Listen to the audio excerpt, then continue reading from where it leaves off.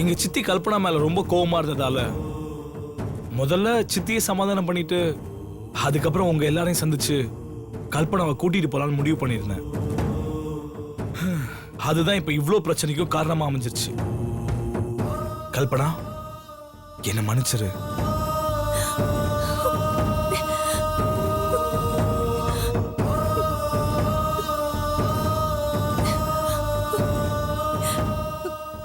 Sorry, நான் தான் உங்ககிட்ட மன்னிப்பு கேட்கணும். நான் தான் உங்களை புரிஞ்சுக்காம தப்பு பண்ணிட்டேன்.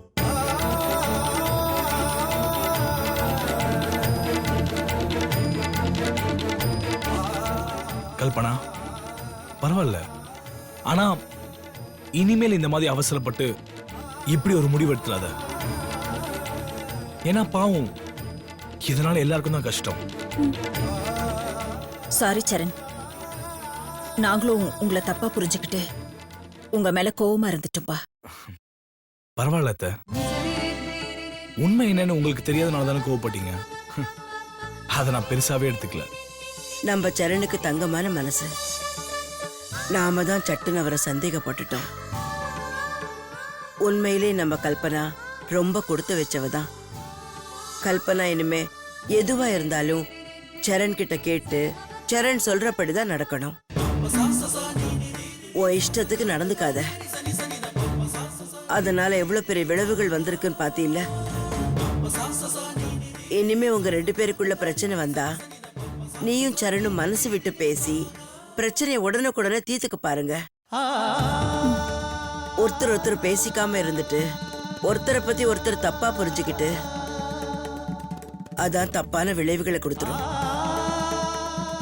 இது நான் சரண் கல்பனாவுக்கு மட்டும் சொல்லல, ராம், சீதா, ரவி, பிரியா உங்களுக்கும் தான் சேர்த்து சொல்றேன். சரிங்க அத்தை. அம்மா, நாங்க 2 பேரும் எங்க வீட்டுக்கே போறோம்மா. அங்க என்ன இருக்குன்னு போற கல்பனா? 4 சுவர் தான் இருக்கு. அதையும் தூக்க முடிஞ்சா அந்த மணிமாலா தூக்கிட்டு போயிருப்பா. இந்த பானுமதிக்கு எப்பதான் நல்ல புத்தி வருமோ?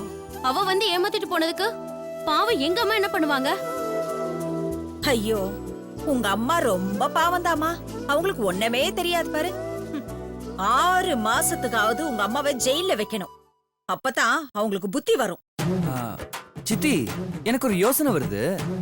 பேசாம தினேச கொலை செஞ்சது அத்தன்னு சொல்லிட்டோம்னா ஒரு 12 வருஷத்துக்கு நம்ம எல்லாரும் நிம்மதியா இருக்கலாம்ல. ஐயோ, சொல்லுவீங்க. ஏமாந்தா இன்னும் என்ன வேணாலும் சொல்லுவீங்க. முதல்ல எங்க அம்மா மேல சீதா கொடுத்த கேஸ வாபஸ் வாங்க சொல்லுங்க. எல்லா தப்பையும் அம்மாவும் மகளும் சேர்ந்து செய்வீங்க. இதுல உங்களுக்கு கோவம் வேற வருதா? சீதா, ஸ்டேஷன் போன் பண்ணி பானுமதியை ரிலீஸ் பண்ண சொல்லு.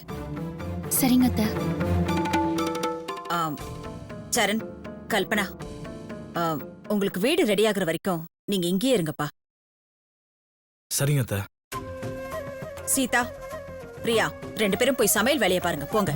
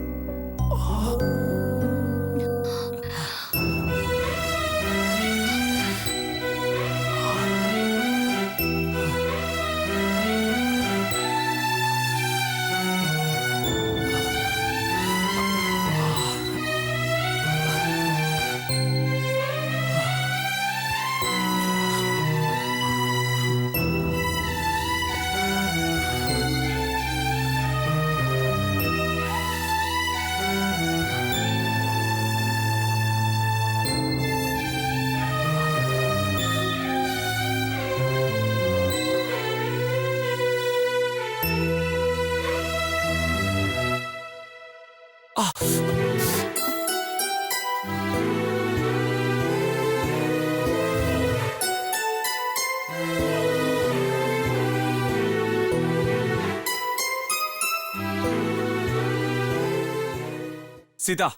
நீ சொல்லிட்டு செய்ய மாட்டியா? நீங்க மட்டும் என்ன சொல்லிட்டா செஞ்சீங்க? இந்த குசும்பு பேச்செல்லாம் வேண்டாம். நான் உன்கிட்ட போய் சொன்னேன்னு என் முகத்தை பார்த்து சொல்லு. நான் சவுக்கால அடிச்சுக்குவேன்னு சொன்னேன். உடனே நீ என் முகத்தை பார்த்து சொன்னல நான் போய் சொல்றேன்னு. நான் வாயால தானே சொன்னேன். நான் என்ன சவுக்கு எடுத்து அடிச்சுக்கிட்ட சொன்னேன்? என்ன மாதிரி நீங்களும் வாயால சொல்லிட்டு போக வேண்டியதானே? எதுக்கு லூசு மாதிரி இப்படி சவுக்கு எடுத்து அடிச்சுக்கிட்டீங்க? என்ன பார்த்தா உனக்கு லூஸ் மாதிரி தெரியுதா? ஆமா, யாராவது அறிவுள்ளவங்க இந்த மாதிரி எல்லாம் செய்வாங்களா? நான் போய் சொல்லலைங்கிறத அப்புறம் எப்படி நிரூபிக்க முடியும்? நாங்கெல்லாம் என்ன பண்றோம்? ₹1 சூடத்தை ஏத்துறோம், பொசுக்குன்னு அதுல கைய வச்சு அமுக்கிடுறோம். அவ்வளவுதான், முடிஞ்சு போச்சு. பேசாம அது மாதிரி ஏதாவது செஞ்சுட்டு போக வேண்டியதானே? ஆ? அது ஊரை ஏமாத்துற வேலை. அந்த மாதிரி எல்லாம் நாங்க செய்ய மாட்டோம். அப்படியா? சரி, அப்போ ஒரு வேலை பண்ணுவோம். அடுத்த முறை ஒரு சுருள் கத்தி வாங்கி தரேன். இதே மாதிரி கோயிலுக்கு போய் நல்லா அடிச்சிட்டு வாங்க. உடம்புக்கு ரொம்ப நல்லது. உனக்கு நக்கலா போயிடுச்சு.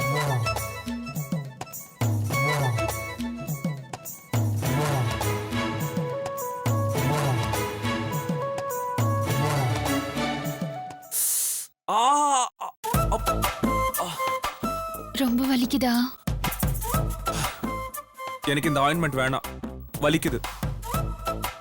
வலிக்காத மாதிரி தடவறதா இருந்தா செய், இல்லைன்னா வேண்டாம். வலிக்காத மாதிரி எப்படிங்க மருந்து தடவுறது? காயம் இருந்தா வலிக்கதான் செய்யும்.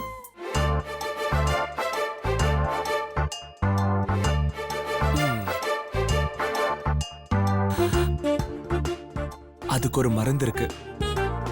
அந்த மருந்த போட்டா வலி இருக்காது, காயமும் உடனே ஆறிடும். அப்படியா? அது என்ன மருந்து சொல்லுங்க, நான் எடுத்துட்டு வந்துடுறேன்.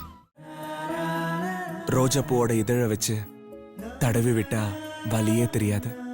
அப்படியா? ஆ. சரி, நான் போய் ரோஜா பூ எடுத்துட்டு வரேன். ஏய், எனக்கு ரோஜா பூ இதழ் வேண்டாம், அதுவும் வலிக்கும். அதுவும் வலிக்குமா? ம். அதை விட மென்மையா வேற என்ன இருக்கு? உன் இதழ் இருக்கே. என்ன? உன் இதழால முத்தம் கொடுத்தா வலிக்காது. ம்.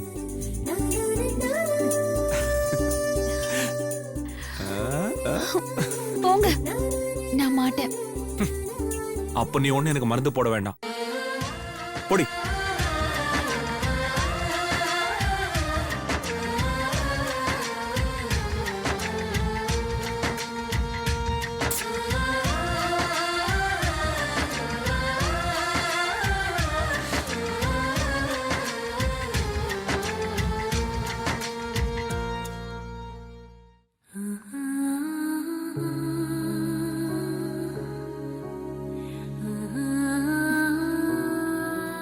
சரி சரி, கோச்சுக்காதீங்க.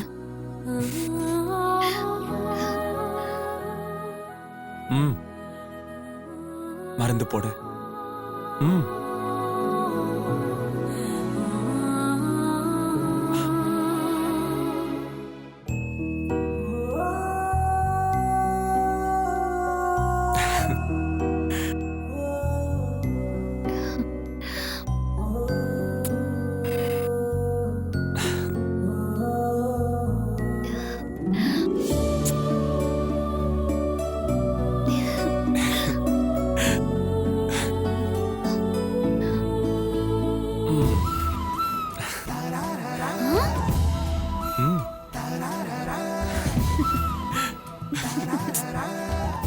குசும்ப பாரு.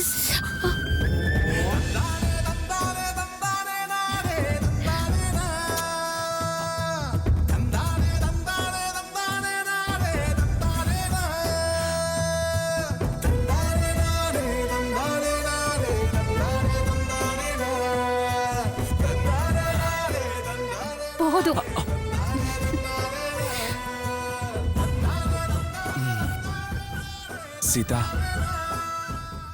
இங்கேயும் காயம் இருக்கு. அதெல்லாம் முடியாது போங்க. பாப்பா பாத்துட்டு இருக்கா. ஆ? ஹரிணிதா அம்மா ரூம்ல இருக்காளே. ஹரிணி அத்த ரூம்ல தான் இருக்கா. ம். ஆனா குட்டி ஹரிணி இங்க இருக்காளே. ஆமா இல்ல, நான் மறந்தே போயிட்டேன். சீதா, நான் என் பாப்பாவுக்கு முத்தம் கொடுக்கறேன். அதெல்லாம் முடியாது. ஏன்? நான் என் பிள்ளைக்கு முத்தம் கொடுக்கறேன், நீ ஏன் தடுக்கிற? கொஞ்ச நாள் பொறுங்க, பெத்து தரேன். அப்புறமா முத்தம் கொடுத்து கொஞ்சிக்கங்க.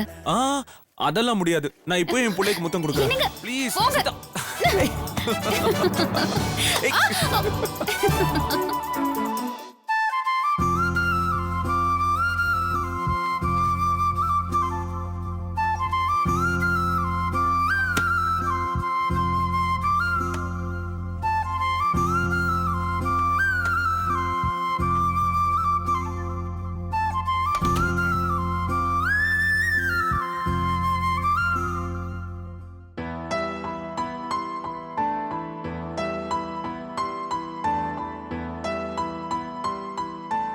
கல்பனா, ம்? ஏன் நிக்கிற? உட்காரு.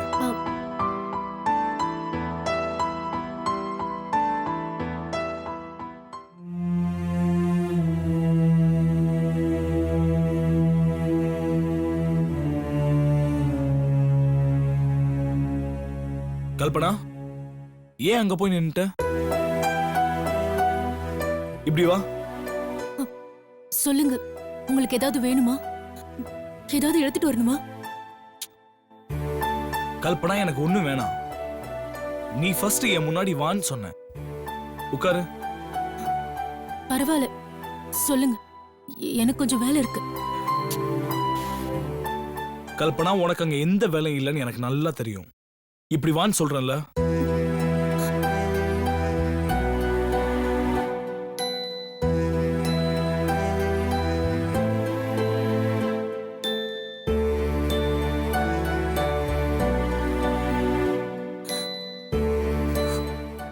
கல்பனா,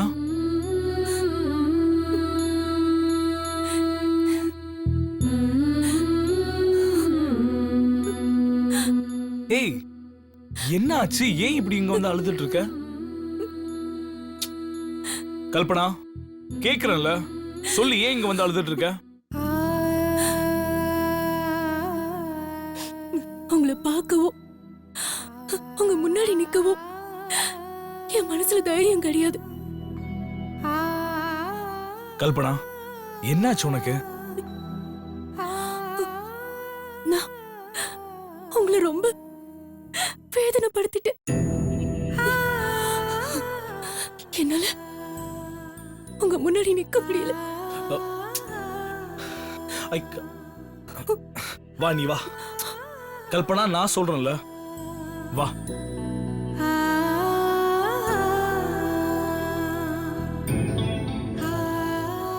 கல்பனா, உட்கார். இல்ல.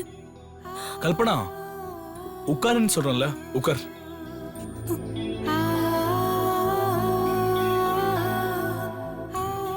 இப்ப சொல்லு, ஏன் இப்படி ஃபீல் பண்ற? பக்குவம் இல்லாத போது ஒரு கெட்டவனோட பழகிட்ட. அவன் உன்னை காதலிக்கிறதா சொல்லி ஏமாத்த பார்த்திருக்கான். நீ சட்டுன்னு உஷாராகி அவன் கிட்ட இருந்து விலகிட்ட. அவ்வளவுதானே? அவன் உன் கூட பழகினதை சாதகமாக்கிக்கிட்டு உன்னை பத்தி தப்பா ஒரு வதந்திய நெட்ல போட போறேன்னு சொன்னான்.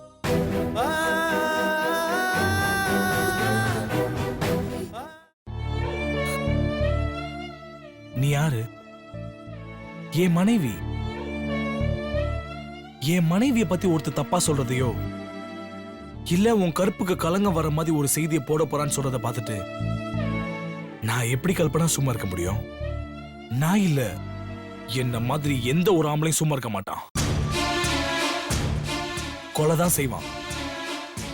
அதத்தான் நானும் செஞ்சேன். இங்க பார் கல்பனா, எனக்கு உன் மேல நிச்சயமா எந்த ஒரு கோவமோ வருத்தமோ எதுவுமே கிடையாது. உன் மனசு என்ன, உன் குணம் என்னன்றது எனக்கு நல்லாவே தெரியும். இப்போன்னு இல்ல, எப்போனாலும் சரி, நான் உன்னை தப்பா நினைக்கவே மாட்டேன். ஐயோ, நான் அப்படி நினைக்கலங்க. உங்க மனசு பத்தி எனக்கு நல்லாவே தெரியும். அவனை நீங்க கொலை பண்ணது பத்தி எனக்கு எந்த வருத்தமும் இல்ல. எனக்கு சந்தோஷம்தான். என்னொருத்தர் தப்பா சொன்னாங்கிறதுக்காக நீங்க கொலையே பண்ணிருக்கீங்க. அப்படி இருக்கும்போது நான் உங்களை நினைச்சு பெருமைப்படுறேன். ஆனா ஆனா இது அத்தனைக்கும் நான் காரணமாயிட்டேனே. ஹேய், என்னோட முட்டாள்தனம். ஒரு கெட்டவனை நல்லவனை நம்பினது, அவன் கூட பழகினது. என்னோட முட்டாள்தனத்துக்கு நீங்களும் சீதானியும் பலி ஆயிட்டீங்களே. அதை நினைச்சு நினைச்சுதான் தினமும் வேதனைப்பட்டு செத்துக்கிட்டு இருக்கேன். உங்க முன்னாடி நிக்க கூட என்ன அருகதை இல்லாதவளதான் நான் நினைக்கிறேன். ஹேய், அப்படியே நீ நினைக்கிற? அவன் பண்ண தப்புக்கு நீ என்ன செய்வ கல்பனா? அப்படியெல்லாம் நினைக்காத. அந்த நினைப்பே தப்பான நினைப்பு. ஐயோ இல்ல சரண், என் மனசாட்சிக்கு நல்லாவே தெரியுது. நான் தப்பு பண்ணிட்டேன். நான் உங்க கால்ல விழுந்து மன்னிப்பு கேட்கிறேன்.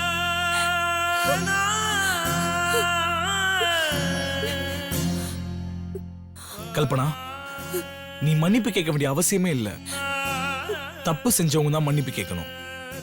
தப்பே செய்யாத நீ எதுக்கு கல்பனா மன்னிப்பு கேட்கணும்? அதுக்கு அவசியமே இல்ல. கல்பனா, நீ அழாத. ரொம்ப தேங்க்ஸ் சரண்.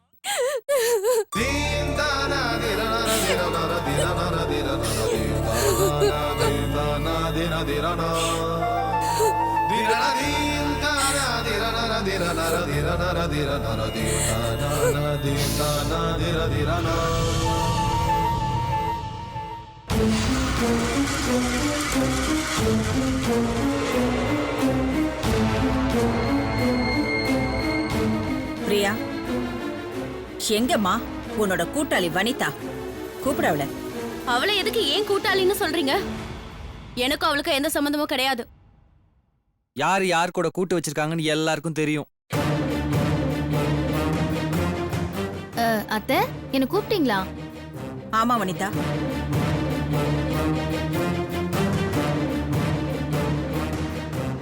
இனிமே நாங்க உன்னை இங்க வச்சிட்டு இருக்க முடியாது.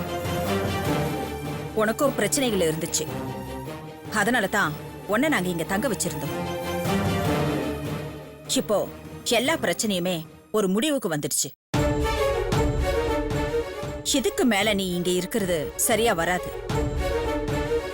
ஒரு நல்ல ஹாஸ்டலோ ஏதோ ஒரு தனியா ஒரு வீடு எடுத்தோ, உனக்கு எப்படி வசதி தேவைப்படுதோ அந்த மாதிரி ஒரு இடத்தை நீ தேடிக்கோ.